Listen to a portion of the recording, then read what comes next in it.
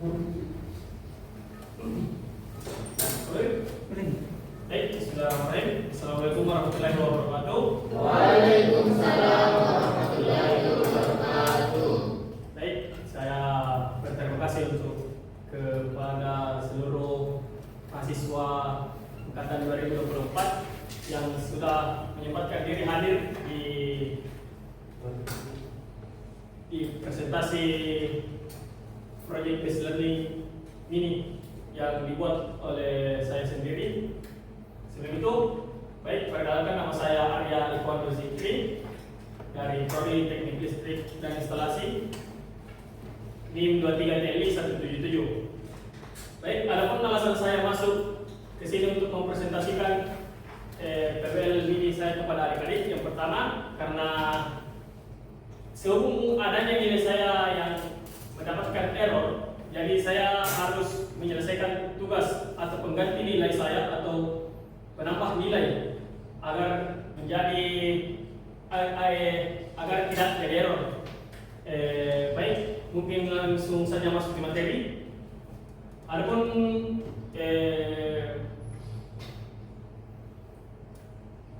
judul dari proyek based learning atau PBL ini adalah Denah Rumah Arya. Baik, kita masuk di latar belakang. Listrik merupakan kebutuhan vital yang memerlukan instalasi terencana demi keamanan dan efisiensi rencana instalasi listrik, berfungsi sebagai panduan visual yang menggambarkan tata letak komponen, jalur sambungan dan poin-poin penting, memastikan sistem bekerja secara optimal. Nah, di background ini kita harus mengisikan harus ada isi yang berfungsi sebagai panduan visual yang menggambarkan tata letak komponen dan juga sambungan yang harus jelas, poin-poin penting yang ada di proyek kita kali ini. Adapun konsep perencanaan rumah.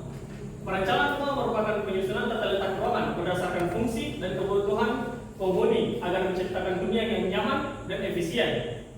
Menurut Ching 2014 dalam Arsitek Form Space and Order, prinsip utama dalam desain rumah meliputi: yang satu, kenyamanan ruangan. Ruangan harus memiliki tata letak yang mudah, memudahkan pergerakan penghuni dan sesuai dengan kebutuhan fungsional. Dua, pencahayaan. Rumah yang baik memanfaatkan pencahayaan alami serta memiliki sirkulasi udara yang optimal untuk menciptakan lingkungan yang sehat. Baik, lanjut. Adapun keselamatan kerja, keamanan dalam pengukuran.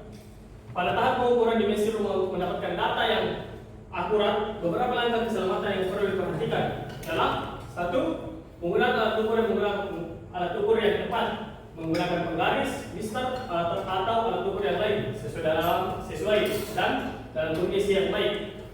Di sini kita menggunakan alat ukur yang menggunakan alat ukur multimeter digital yang juga untuk mengukur alat sambungan atau mengecek kabel yang ingin digunakan apakah terhubung atau tidak. Yang kedua, kebersihan area kerja. Kebersihan area kerja, pastikan area kerja bebas dari benda-benda yang dapat menyebabkan kecelakaan atau menghalangi proses pengukuran.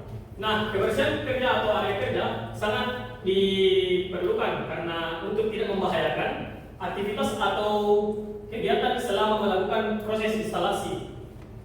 Adapun ketiga, penyimpanan alat dan aman dengan aman setelah digunakan. Alat ukur harus disimpan dengan rapi untuk menghindari kerusakan atau kecelakaan akibat terjatuh. Nah, poin penting juga untuk dari yang nomor 3 ini adalah saat penyimpanan alat, kita harus menyimpan alat dengan baik dan benar dan juga agar cepat diingat dan supaya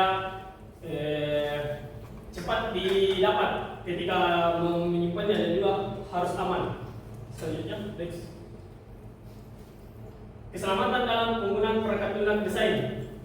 Yang pertama, posisi ergonomis, menjaga posisi duduk yang baik dan nyaman selama bekerja di depan komputer untuk menghindari cedera pada tubuh seperti sakit punggung atau cedera pada mata. Dua, penyimpanan data. Secara berkala menyimpan pekerjaan yang sedang dilakukan untuk menghindari kehilangan data akibat kesalahan sistem atau gangguan lainnya. Tiga, penggunaan alat bantu yang nyaman, menggunakan mouse, keyboard yang ergonomis untuk mengurangi ketegangan pada tangan dan pergelangan tangan. Baik, selanjutnya. Adapun job safety analyst JSA, baik mungkin adik-adik sudah mengetahui apa itu JSA. JSA merupakan salah satu metode untuk mengidentifikasi bahaya pada setiap langkah pekerjaan dan menentukan tindakan pemisahan pencegahan. JSA membantu pekerja memahami risiko dan menjaga keselamatan diri mereka sendiri dan orang lain. Berikut adalah contoh JSA yang dilakukan dalam proyek ini. Baik, kita lihat pada tabel ada langkah kerja, identifikasi bahaya, dampak bahaya, tindakan atau pengendalian. Baik, yang pertama, langkah kerja, memeriksa dan menggunakan alat pelindung diri atau APD. Identifikasi bahaya, kecelakaan fatal, terbentur, terpapar bahan kimia, terjepit dan tergores. Dampak bahaya, lubang kulit, anggota tubuh terluka, tercium gas. Tindakan pengendalian, alat pelindung diri atau APD diperiksa dan dipakai dengan baik dan benar sesuai dengan SOP yang berlaku. Selanjutnya, 2. Mengukur dan mengecek jalur listrik. Adapun tindakan bahayanya yang pertama, terjepit, terpeleset, terbentur, jatuh, terpapar tegangan listrik.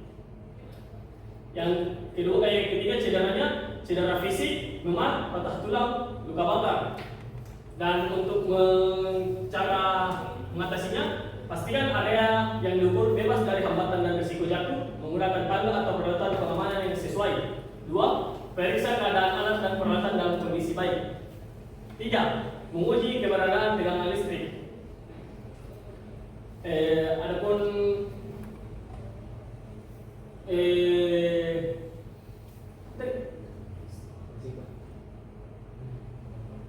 dampak dari adanya yaitu tersengat listrik, lukanya yaitu terdapat luka yaitu cedera fisik atau luka bakar. Cara mengatasinya, gunakan peralatan pelindung diri dan alat penguji tegangan yang sesuai. Baik, untuk JSA itu saja. Mungkin adik-adik sudah paham. Baik, selanjutnya tahap pengerjaan proyek. Adapun tahap pengerjaan proyek, yang pertama meliputi pengumpulan data dan perencanaan. Pengumpulan data dan perencanaan ini harus sesuai dengan orang yang ingin kita atau konsumen yang ingin kita bangun rumahnya. 2. Pembuatan sketsa dana manual. Pembuatan sketsa dana manual ini kita menggunakan alat ukur setel, menggunakan seperti meteran dan APD supaya kita tidak mengalami kecelakaan kerja saat mengukur. Adapun digitalisasi dana dengan perangkat lunak. Digitalisasi dana dengan perangkat lunak yaitu kita menggunakan salah satu perangkat lunak supaya kita membangun dana sesuai dengan ukuran setelah pembuatan sketsa dana manual. Finalisasi setelah semua rampung kita selesaikan. Baik, selanjutnya. Nah, hasil dan pembahasan. Ini adalah salah satu contoh gambar, bukan contoh gambar. Ini adalah gambar tata letak yang kita lakukan yang kita gambar melalui perangkat lunak. Yaitu yang pertama tata letak. Tata letak ini menunjukkan dengan jelas letak perlengkapan listrik beserta sarana kendalinya seperti titik lampu, kotak-kotak, saklar, PHDK dan lain-lain. Baik, dilihat dari gambar ini, gambar adalah tata letak yang meliputi dari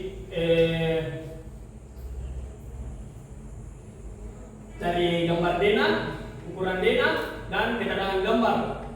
Baik, selanjutnya ada single line diagram. Single line diagram adalah sebuah diagram atau gambar listrik berupa satu garis lain dalam mempresentasikan komponen-komponen instalasi listrik yang diwakilkan oleh simbol-simbol dan menggambarkan bagaimana hubungan antara setiap komponen-komponen tersebut. Nah, di sini di single line diagram kita ditunjukkan gambar bahwa di mana kita akan mengambil jalur kabel dengan menggunakan satu gambar atau satu garis yang dimana mulai dari PHBK sampai isi dari komponen-komponen atau bahan yang ada dalam gambar. Terdapat juga rekapitulasi daya agar memudahkan kita bahwa semua di dalam memenuhi dengan standar yang ada di UI. Baik, next. Yang ketiga, wiring diagram. Diagram penguatan adalah gambar yang menunjukkan cara pemasangan kabel dan perlengkapan listrik dalam sistem instalasi listrik. Tujuan pembuatan diagram ini adalah agar instalator dapat memahami dengan jelas jenis kabel dan komponen listrik yang digunakan dalam instalasi yang akan dipasang.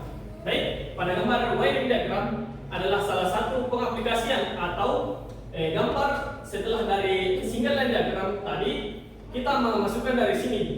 Kita ambilkan sambungan sesuai dengan gambar yang ada di single line diagram dan juga kabel yang ingin digunakan dari single line diagram tersebut. Baik, selanjutnya. Nah, adapun tabel perhitungan. Adapun rancangan anggaran biaya atau RAB. Rancangan anggaran biaya adalah perkiraan biaya yang dibuat sebelum memulai proyek. RAB mencakup estimasi biaya untuk bahan, tenaga kerja, peralatan, dan biaya lainnya. Dokumen ini penting untuk mengendalikan biaya, merencanakan anggaran, serta memantau pengelolaan selama pelaksanaan proyek. Baik, bisa kita lihat di sini tabelnya hanya ada peralatan listrik, mulai dari CV 1 fasa, T-dos, cross-dos, klem pipa 2 mm, dan saklar tunggal, saklar seri, klem kabel, fitting lampu, stop kontak single line, kabel NIM 2 kali 2,5 mm, lampu LED 8 watt, lampu LED 15 watt, dan lampu LED 20 watt. Dan ada pun jumlah harganya yang digunakan dan jumlah satuan. Baik, selanjutnya. Adapun rekapitulasi daya. Rekapitulasi daya adalah proses mengumpulkan dan menyusun informasi tentang penggunaan daya listrik. Tujuannya untuk memahami pola penggunaan, mengidentifikasi potensi, penghematan energi, dan membuat keputusan yang lebih efisien dalam pengolahan daya listrik. Baik, bisa kita lihat dari sini apa-apa saja yang beban yang ditumpukan kepada MCB atau rumah yang ada ingin kita wiring tercatat dalam rekapitulasi daya tersebut, yang mulai dari beban, lampu LED 8 watt, 15 watt, dan 20 watt, telepon kulkas, kipas angin, televisi, dan mesin cuci. Total wattnya kita hitung dari total beban dari yang ada di sini, mulai dari lampu LED 15 watt, kita menggunakan 3, dan total wattnya 45 watt. Sedangkan tegangan pada rumah yang kita ketahui adalah 220, untuk volt ampere-nya 56,2 volt ampere. Begitulah seterusnya untuk mencari berapa MCB yang kita gunakan. Baik, selanjutnya. Nah, adapun tabel pencahayaannya.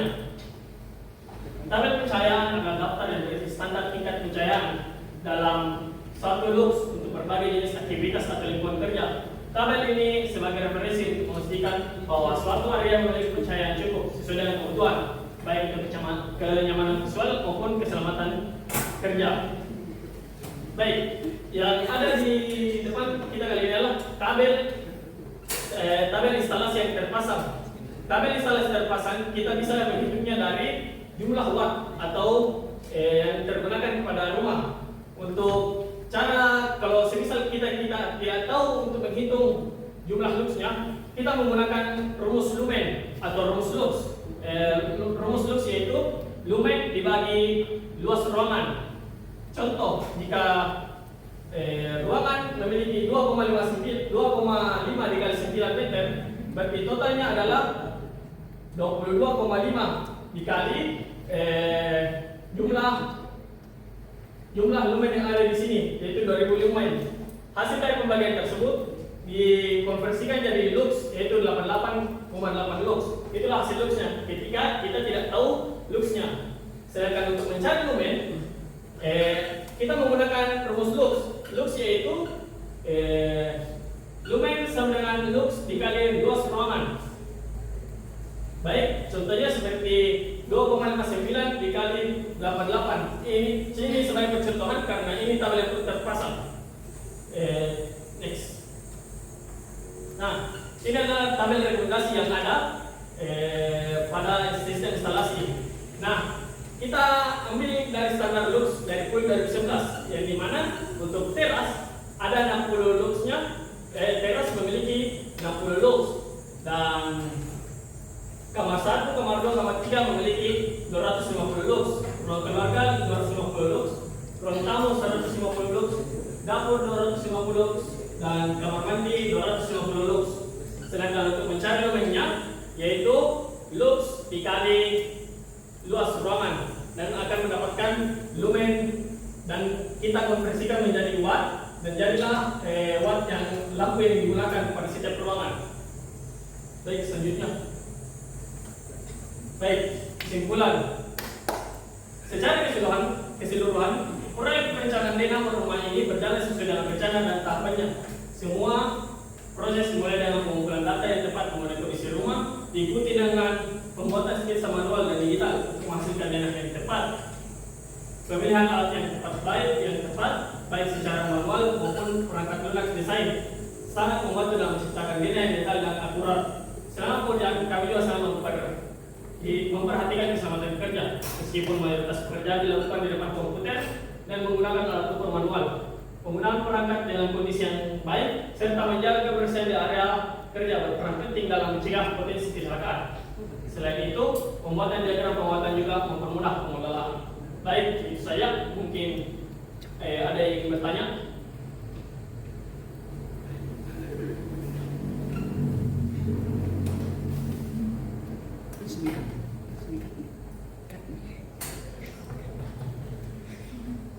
Mungkin ada yang ingin bertanya?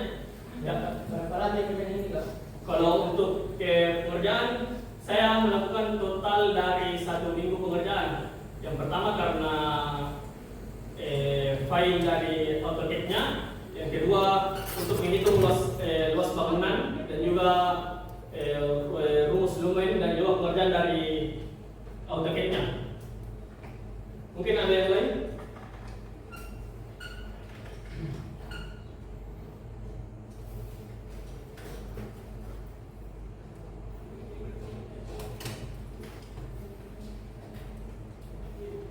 Baik, sudah tidak ada. Baik, mungkin itu saja presentasi dari proyek tes learning saya.